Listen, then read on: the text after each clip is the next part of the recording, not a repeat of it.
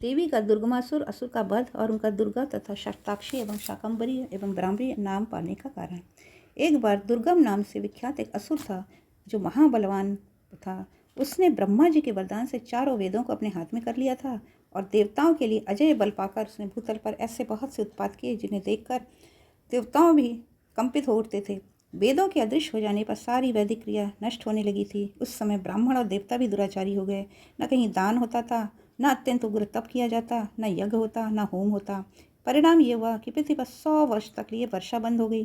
तीनों लोक में हाहाकार मच गया। लोग दुखी हो गए। सबको भूख प्यास का महान कष्ट होने लगा। कुआं, बावड़ी, सरोवर, सरिताएं, समुद्र भी जल से रहित हो गए। समस्त वृक्ष और लता भी सूख गईं। इससे समस्त प्रजाओं के चित्त में बड़ी ही दीनता आ गई। उनके महान दुख को देखकर सब देवता माहेश्वरी योगमाया की शरण में आए। देवताओं ने कहा, महामाये, आपने सारी प्रजा की रक्षा करो, रक्षा करो। अपने क्रोध को रोको, अन्यथा हम सब लोग निश्चय ही नष्ट हो जाएंगे।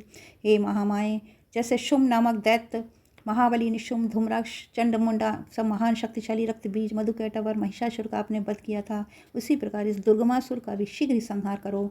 बालकों से पल पल पर पग पग पर अपराध बनता रहता है। केवल माता ही के सिवा दूसरा कौन है जो उन अपराध को सहन करता है। देवताओं और ब्राह्मणों पर जब जब दुख आता है तब तक शीघ्र ही अवतार लेकर तुम सब लोगों को सुखी बनाती हो।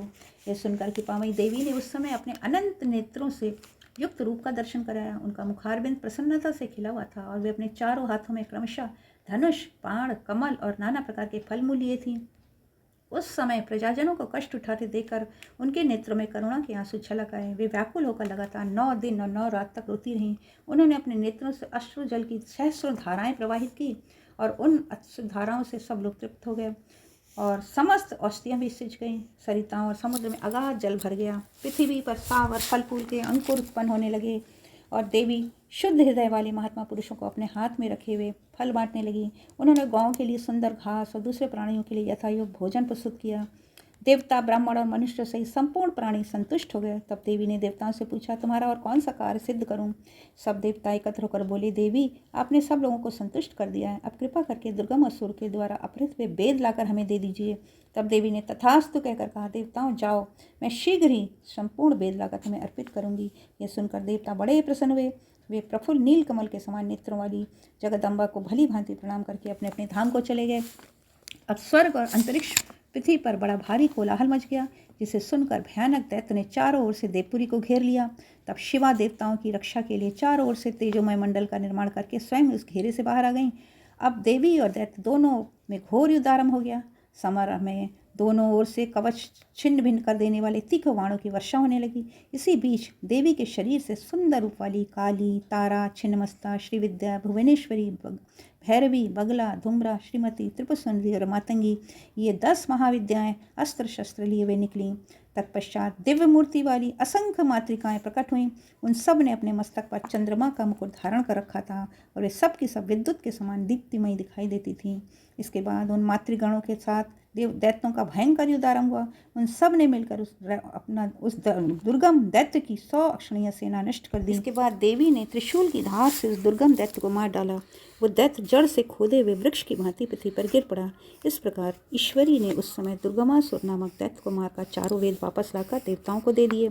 तब देवता बोले, अंबिके, आपने हम लोगों के लिए असंख्य नेत्रों से युक्त रूप धारण कर लिया था, इसलिए मुनिजन आपको शताक्षी कहेंगे। अपने शरीर से उत्पन्न हुए शाकों द्वारा आपने समस्त लोगों का भरण पोषण किया है, इसलिए शाकंभरी के नाम से आपकी ख्याति होगी। शिवे, आपने दुर्गम नामक महादैत्य का वध किया है, इसलिए लोग आपको कल्याणमयी दुर्गा कहेंगे। योग निद्रे, आपको नमस्कार है। महाबले, आपको नमस्कार है। ज्ञानदायिनी, आपको नमस्कार है। अब जगन माता को बारंबार नमस्कार है। अनंत कोटि ब्रह्मांडों का संचालन करने वाली भगवती दुर्गा को बारंबार नमस्कार है। माता, आप तक मन, वाणी और शरीर की पहुंच होनी कठिन है। सूर्य, चंद्रमा और अग्नि, ये तीनों आपके नेत्र हैं।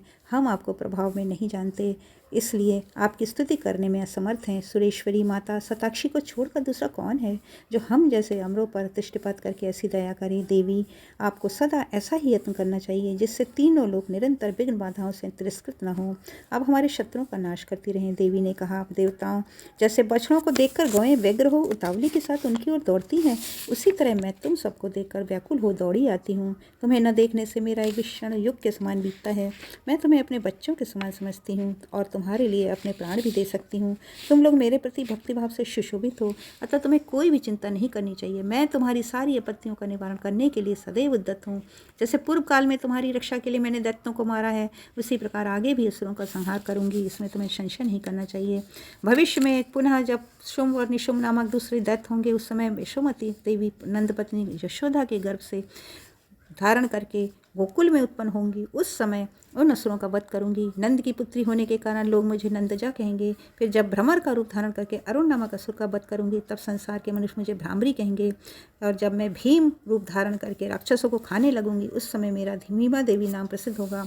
इस प्रकार जब जब पृथ्वी पर असुरों की ओर से बाधा उत्पन्न होगी, तब तक अवतार लेकर मैं प्रजाजनों का कल्याण करूंगी।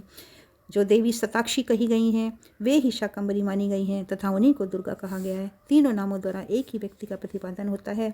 इस पृथ्वी पर माहेश्वरी शताक्षी के समान दूसरा कोई दयालु देवता नहीं है, क्योंकि वे देवी समस्त प्रजाओं को संतप्त देख 9 दिन तक रोती रह गई थी। बोलिए प्रेम से जय मां अम्बे, जय।